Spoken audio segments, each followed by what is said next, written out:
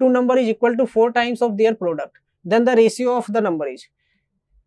हाँ, कह रहा है कि कोई दो नंबर है, ठीक है, ए और बी, कोई दो नंबर है ए और बी, इसका जो स्क्वायर ऑफ द सम, मतलब इनका सम का जो स्क्वायर है, ठीक है, is equal to 4 times of their product, वो जो है इसका 4 टाइम ऑफ देयर प्रोडक्ट यानी 4ab के बराबर है, इनका प्रोडक्ट के बराबर है, 4 टाइम्स ऑफ प्रोडक्ट। तो a प्लस बी का होल स्क्वायर का जो फॉर्मूला होता है वो क्या होता है, अलजेब्रा में हम लोग पढ़ेंगे, a square plus b square plus 2ab, ठीक है। तो ये हो जाएगा a square plus b square plus 2ab equal to क्या हो गया 4ab, ठीक है। अगर हम 4ab इधर लाएं तो a square plus b square minus 2ab equal to क्या हो गया 0, ठीक है। अब a square plus b square minus 2ab का क्या होता है, a माइनस बी का होल स्क्वायर होता है, ठीक है। तो a माइनस बी का ये हो गया होल स्क्वायर, ये हो गया 0। तो a माइनस बी का होल स्क्वायर 0, इसका मतलब क्या हुआ कि a minus b equal to 0 हुआ।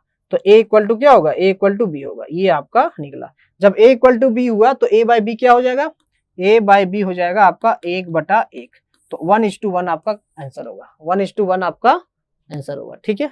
नेक्स्ट क्वेश्चन क्लियर है। नेक्स्ट क्वेश्चन क्या है कि the student in 3 classes are in the ratio 2, 3, 5। कह रहा है कि 3 क्लासेस में स्टूडेंट है, उसका रेशियो दिया है 2:3:5 के अनुपात में। If 40 students are increased in each class the ratio changes to 4:5:7। Originally the total number of student was, ठीक है। कह रहा है कि 3 जो स्टूडेंट है 3 क्लास में, उसका रेशियो दिया है 2:3:5 के, ठीक है, रेशियो में दिया है। अगर हम 40 स्टूडेंट हर क्लास में ऐड कर दें, अगर हम 40 स्टूडेंट हर क्लास में ऐड कर दें तो जो रेशियो है वो 4:5:7 हो जाता है। तो कह रहा है कि the total number of student originally was, originally कितने थे, ठीक है। तो हम इसको करेंगे, देखिए ऐसे करेंगे कि 2:3:5 है, ठीक है। तो हम मान लेते हैं पहले था 2x, 3x और 5x, ठीक है। और अब क्या हो गया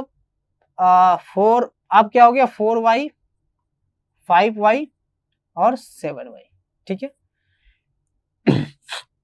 तो ये हो गया, ठीक है। तो 2x हमने माना कि एक क्लास में हमने 50 ऐड कर दिया, दूसरे क्लास में भी 3x में भी हमने 50 ऐड किया, तो रेशियो इसका क्या हो गया 4:5 यानी 4y बाई 5y 4:5 ही होगा, ठीक है, 4:5।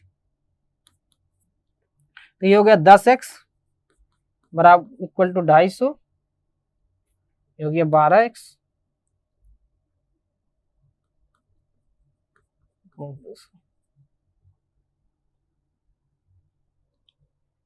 सॉरी 40 ऐड कर रहे हैं, 40 ऐड कर रहे हैं, माफ कीजिएगा 40 ऐड कर रहे हैं, है ना। 2x प्लस 40, 3x प्लस 40, ये हो गया 4/5, ठीक है।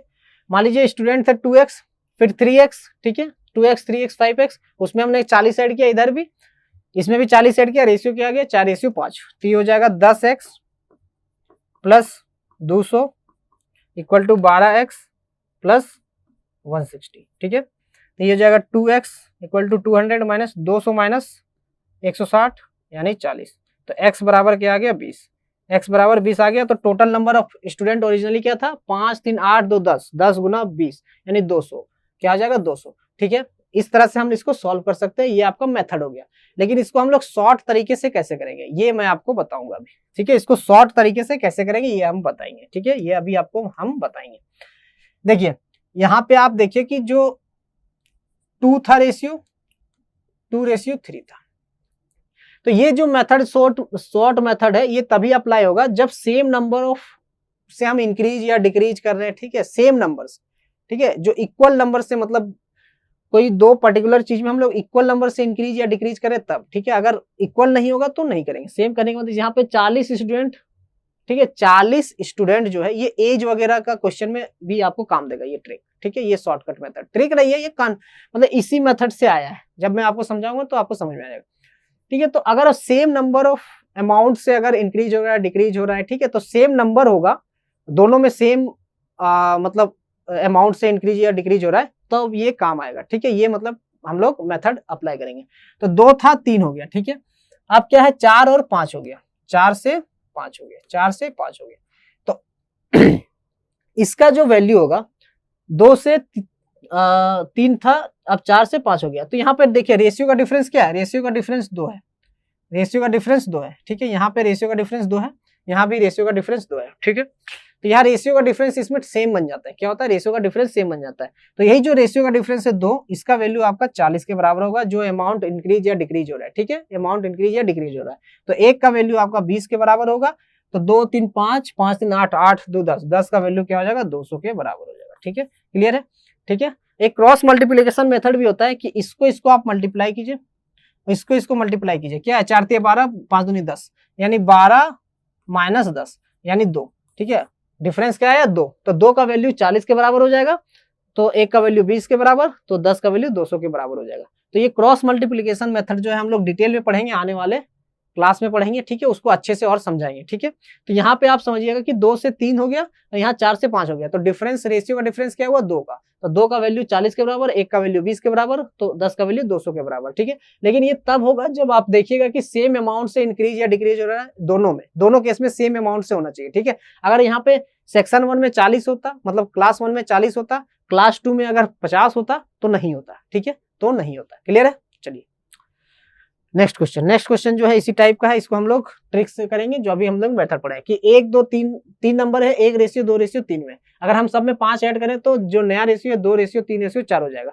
ठीक है, तो हमें बताना है कि नंबर क्या क्या है, नंबर क्या क्या है। तो ठीक है, 1 2 है और 2 3 है, तो डिफरेंस क्या है? 1 यूनिट का डिफरेंस क्या है? यहाँ पे क्या है? 1 का डिफरेंस है, तो 1 का वैल्यू 5 के बराबर, तो 1 का वैल्यू 5, 2 का वैल्यू 10, 3 का वैल्यू 15, तो 5 10 15। ठीक है, ऑप्शन नंबर 4 आपका करेक्ट आंसर होगा। ठीक है, नेक्स्ट क्या है? If there is a reduction in the number of worker in a factory in the ratio 15 ratio 11 and an increment in their wage in the ratio 22 ratio 25, then the ratio by which total wage of the worker should be decreased. तो total wage क्या होता है? Total wage होता है salary into number of worker. Total wage क्या हो जाएगा कि इंडिविजुअल एक सैलरी जिसको मिल रहा है एवरेज सैलरी, ठीक है, इंटू नंबर ऑफ वर्कर, ठीक है, यही हो जाएगा आपका वर्कर्स। टोटल वेज हो जाएगा salary into number of workers, मतलब एक वर्कर को अगर मान लीजिए 5000 सैलरी मिल रहा है, ठीक है, तो salary 5000, total number of worker अगर 10 है तो टोटल सैलरी क्या हो जाएगा? टोटल वेज हो जाएगा 50,000। ठीक है, तो जो आपका रिडक्शन है वो नंबर ऑफ वर्कर्स जो है वो 15 से 11 हो गया, 15 से आपका 11 हो गया। ठीक है, 15 से 11, 15 से घट के 11 हो गया। नंबर ऑफ वर्कर जो है 15 से घट के 11 हो गया। ठीक है, और सैलरी जो है 22 से बढ़ के 25 हो गया, 22 से बढ़ के 25 हो गया। ठीक है, तो टोटल वेज का जो, अब ये क्या, इसको अगर हम मल्टीप्लाई कर देंगे, ठीक है, इसको अगर हम मल्टीप्लाई कर देंगे तो क्या हो जाएगा? ये आपका टोटल वेज का रेशियो हो जाएगा, टोटल वेज का रेशियो हो जाएगा। तो 11 गुना 2, ये हो गया 5 3 15, 5 5 25, तो ये हो जाएगा 6 रेशियो 5। ठीक है, तो आपका जो टोटल वेज है 6 से घट के 5 हो जाएगा, यानी 6 रेशियो 5 हो जाएगा। ठीक है, 6 से घट के 5 हो जाएगा, यानी 6 रेशियो 5 हो जाएगा। क्लियर है? नेक्स्ट क्वेश्चन क्या है कि 3 numbers are in the ratio 1:2:3 and the sum of their cubes is 4500, the smallest number is.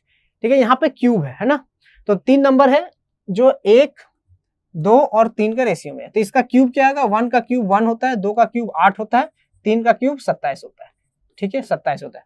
तो 27 और 28, 27 28 35 1 36, यानी 36 क्यूबिक यूनिट। अब यहाँ पे क्यूबिक यूनिट लिखेंगे। ठीक है, वहां पे हम लोग स्क्वायर वाले में स्क्वायर यूनिट लिख रहे थे। 36 क्यूबिक यूनिट का जो वैल्यू होगा वो आपका 4500 के बराबर होगा। तो 1 क्यूबिक यूनिट का जो वैल्यू होगा वो आपका 9 चौके अगर हम करें 9 से करें तो 9 चौके 36, 9 5 45, 125 के बराबर, 125 के बराबर। तो 1 यूनिट का जो वैल्यू होगा, अब इसमें हम लोग क्यूब रूट निकालेंगे, इसका क्यूब रूट निकालेंगे 125 का, तो ये हो जाएगा 5। तो 1 यूनिट का जो वैल्यू हुआ वो 5 के बराबर होगा। 36 क्यूबिक यूनिट का वैल्यू 4500 के बराबर, 1 क्यूबिक यूनिट का वैल्यू 125 के बराबर, तो 1 यूनिट का वैल्यू जो होगा वो 5 के बराबर होगा। क्लियर है? तो हम क्या कर रहे हैं, अब हम निकालना है स्मॉलेस्ट नंबर, तो स्मॉलेस्ट नंबर 1 है, तो 1 का वैल्यू 5, तो ये होगा 2। ऑप्शन नंबर 2 आपका करेक्ट आंसर होगा। क्लियर है? नेक्स्ट क्वेश्चन क्या है कि the salaries of A B and C are in the ratio 1:3:4। A B और सी का जो सैलरी है वो 1:3:4 के बराबर रेशियो में है। अगर सैलरी को 5%, 10% और 15% बढ़ा दिया जाए तो increase salary will be in the ratio. तो इंक्रीज सैलरी का रेशियो क्या होगा? ठीक है, तो सैलरी हम मान लेते हैं ए बी और सी का 100 है, 300 है और 400 है। कह रहा है कि अगर इनका सैलरी को 5%, 10% और 15% रिस्पेक्टिवली क्रमशः बढ़ा दिया जाए तो सैलरी का नया रेशियो क्या होगा? तो इसका अगर हम 5% बढ़ा दें तो ये हो जाएगा 105, इसका अगर हम 10% बढ़ा दें तो इसका हो जाएगा 330, इसका अगर हम 15% बढ़ा दें तो ये हो जाएगा 460। ठीक है, अगर हम काटें तो ये हो जाएगा 21 रेशियो 66 रेशियो 92, 21 रेशियो 66 रेशियो 92। ठीक है, 21 रेशियो 66 रेशियो 92 इसका करेक्ट आंसर होगा, जो कि ऑप्शन नंबर 3 होगा, ऑप्शन नंबर 3 होगा। ठीक है, नेक्स्ट क्वेश्चन। ठीक है, नेक्स्ट क्वेश्चन, ये लास्ट क्वेश्चन होगा, है ना। क्या है कि 3 persons A, B, C whose salary together amount ₹72,000। 3 person है A, B और C, उनका जो सैलरी का उनका जो सम ऑफ सैलरी है वो 72,000 है। ठीक है, 3 पर्सन है A, B और C, उनका सम सैलरी का सम जो है 72,000 है।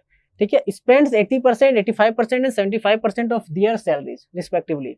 तो वो क्या करते हैं, 80%, 85% और 75% अपने सैलरी का स्पेंड करते हैं। मतलब A 80% करता है, B जो है वो 85% करता है, 85% करता है, और C जो है 75% करता है। ठीक है, कह रहा है कि अब जो जब स्पेंड करने के बाद उनका जो सेविंग का रेशियो है वो 8-9-20 के रेशियो में है। मतलब A, B, C का जो सेविंग का रेशियो है वो 8:9:20 के रेशियो में आता है। तो A का सैलरी बताना है, A का सैलरी बताना है। तो मुझे बताइए इनकम इक्वल टू क्या होता है? इनकम इक्वल टू होता है एक्सपेंडिचर प्लस सेविंग, यही होता है, एक्सपेंडिचर प्लस सेविंग। ठीक है, क्लियर है। तो कह रहा है 80% वो खर्च कर दिया। ठीक है, जो है मान लीजिए A जो है 80% खर्च कर दिया, 80% खर्च कर दिया, तो सेविंग क्या होगा इसका? 20% होगा। ठीक है, 20%, ये हो गया इनकम। ठीक है, इनकम क्या होता है? इनकम मैंने बताया था, इनकम हमेशा क्या होगा? 100% होगा। तो कह रहा है कि अगर उसने 80% खर्च कर दिया तो इनकम उसका सेविंग क्या हुआ? 20% हुआ। ठीक है, तो 20% ऑफ इनकम उसने सेव किया, 20% ऑफ इनकम उसने सेव किया। तो 20% ऑफ इनकम इक्वल टू क्या हो गया? 20% of income equal to saving हो गया। ठीक है, यही चीज है, इनकम का 20% उसने सेव किया, तो 20% ऑफ इनकम क्या हो गया? सेविंग हो गया। ठीक है, तो इनकम इक्वल टू क्या हो जाएगा? इनकम इक्वल टू क्या हो जाएगा? इनकम इक्वल टू हो जाएगा आपका सेविंग बाय 20%। ये चीज क्लियर है, ये चीज क्लियर है कि इनकम इक्वल टू क्या हो जाएगा? इनकम इक्वल टू हो जाएगा सेविंग बाय 20%। ये चीज क्लियर है, ये चीज क्लियर है। ठीक है, इनकम इक्वल टू क्या हो जाएगा? सेविंग। ठीक है, सेविंग बाय 20%। ठीक है, तो सेविंग क्या है? 8-9-20। ठीक है, 8-9-20। ठीक है, सेविंग जो है 8-9-20 है। ये A, ये हो गया B, ये हो गया C। तो A जो है, A का इनकम क्या हो जाएगा? Saving divided by 20%। ठीक है, सेविंग डिवाइडेड बाय 20%। B का हो जाएगा saving divided by 85 minus 100 minus 85, 15%। और C का इनकम हो जाएगा 20 डिवाइडेड बाय 25%। ठीक है, ये हो जाएगा इनका रेशियो, इनकम का रेशियो हो जाएगा। ठीक है, ये हो जाएगा इनकम का रेशियो। ठीक है, तो 8/20% कितना हो जाएगा? 20% होता है 1/5, ये हो गया 40, ये हो जाएगा 20-3 60, ये हो जाएगा 1/80, 1/4 20 चौके 80। ठीक है, ये हो जाएगा 80। तो ये 0-0 गया, और यहाँ पे 2:3:4। तो इनका जो इनकम का रेशियो हुआ A रेशियो B और C। ठीक है, यहाँ क्लियर है ना कि इनकम जो होगा सेविंग बाय 20%, तो इनकम का रेशियो क्या करेंगे? Saving by. ठीक है, सेविंग इनकम क्या हुआ? Saving by 20%। ठीक है, तो सेविंग आया 8-9-20। ठीक है, और 20% क्या हुआ? सेविंग हुआ, मतलब सेविंग जितना हुआ उसका डिवाइडेड बाय परसेंटेज। ठीक है, सेविंग का जो वैल्यू हुआ उसका डिवाइडेड बाय परसेंटेज। तो सेविंग का वैल्यू मान लेते 8 है, 9 है, 20 है। ठीक है, उसका डिवाइडेड बाय परसेंटेज, जो परसेंटेज में सेव किया। तो A जो है 20% सेव किया, B जो है 15% सेव किया, C जो है 25% सेव किया। तो इसका जो रेशियो आ गया 4:6:8, यानी 2:3:4। ये हो गया इनकम का रेशियो। ठीक है, ये क्या हुआ? ये है इनकम, ये क्या है? Income. Income equal to saving by 20%। ठीक है, सेविंग का मतलब जो वैल्यू होगा डिवाइडेड बाय उसका परसेंटेज। ठीक है, तो ये जैसे 2:3:4 आ गया इनकम का रेशियो, यानी 4-3 7 और 2 9। तो 9 का वैल्यू जो है आपका 72,000 के बराबर है। 9 का जो वैल्यू है, 9 का वैल्यू जो है 72,000 के बराबर है। तो कह रहा है A का सैलरी, तो A का सैलरी 2 है, तो 2 का वैल्यू क्या होगा? 1 का वैल्यू हो जाएगा 8,000 के बराबर में, तो 2 का वैल्यू जाएगा 16,000 के बराबर में। ठीक है, तो 2 का वैल्यू क्या हो जाएगा? 16,000 के बराबर होगा, यानी ऑप्शन नंबर 2 आपका करेक्ट आंसर होगा। क्लियर है? ठीक है, ये था लास्ट क्वेश्चन। तो हम लोगों ने अभी डिफरेंट टाइप ऑफ क्वेश्चन पढ़े, क्लास 1 में जो पढ़ा, ठीक है, उससे थोड़ा सा ऊपर लेवल का क्वेश्चन आज किया, और जो नेक्स्ट क्लास होगा उसमें हम लोग और थोड़ा सा क्वेश्चन करेंगे जो इससे थोड़ा सा ऊपर लेवल का, मतलब थोड़ा सा टफ होगा, है ना। कहने का मतलब कि हम लोग बेसिक से जाएंगे और अलग अलग टाइप के क्वेश्चन करेंगे। क्लियर है? तो चलिए, तो हम लोग रेशियो के और क्लासेस करेंगे, है ना, और टाइप ऑफ क्वेश्चन बनते हैं वो करेंगे। उसके बाद फिर हम लोग इनकम, एजेज वगैरह क्वेश्चन करेंगे। तो धीरे धीरे हम लोग सारे टॉपिक कवर करते जाएंगे। तो सिर्फ मेरे कवर करने से नहीं होगा, सिर्फ आपको भी प्रैक्टिस करना पड़ेगा, है ना। आपको भी प्रैक्टिस करना जरूरी है। मतलब ये है कि एक हाथ से ताली नहीं बजता है, दोनों हाथ से बजाना पड़ेगा, तभी सिलेक्शन होगा, है ना। मैं आपको अगर पढ़ाऊंगा, ठीक है, और आप पढ़ेंगे ही नहीं, आप प्रैक्टिस ही नहीं करेंगे, तो सिलेक्शन कैसे होगा? ठीक है, तो सिलेक्शन पाने के लिए मेरा जितना एफर्ट लग रहा है, सेम एफर्ट आपको भी लगाना पड़ेगा। क्लियर है? तो आपको क्या करना है? आपको प्रैक्टिस करना है, और प्रैक्टिस के लिए आप जितने टेस्ट और जितने आप क्वेश्चन प्रैक्टिस करेंगे वो ज्यादा आपके लिए बेटर होगा। और अगर प्रैक्टिस के टाइम अगर आपको किसी भी तरह का डाउट है, किसी भी क्वेश्चन में डाउट है, तो हमारा जो ग्रुप है टेलीग्राम ग्रुप, उसमें पोस्ट कीजिए, SSC practice mock discussion group, ठीक है, वहां पर पोस्ट कीजिए, हम आपकी वहां पे हेल्प करेंगे। क्लियर है?